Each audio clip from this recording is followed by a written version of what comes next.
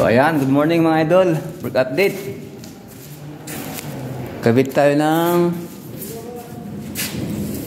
hydraulic lock door closer. Yan. Ito door to, ito door. Ito yung doorknob. Ito naman ay fix. Dito yung natin doorknob. Nilagyan ko na ng masking tape para sa marking. So ito yung mga gagamitin natin.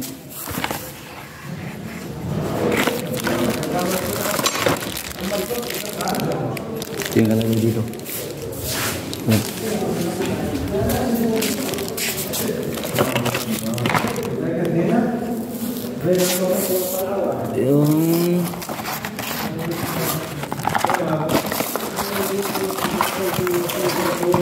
Yung kalagay dito.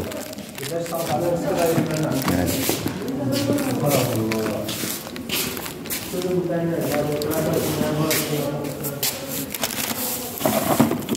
Ito naman yung kanyang knob handle.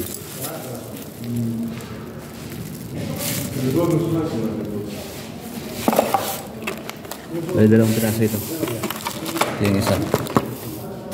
Meron na rin diagram. Pero sandali lang tayo kabit. Okay.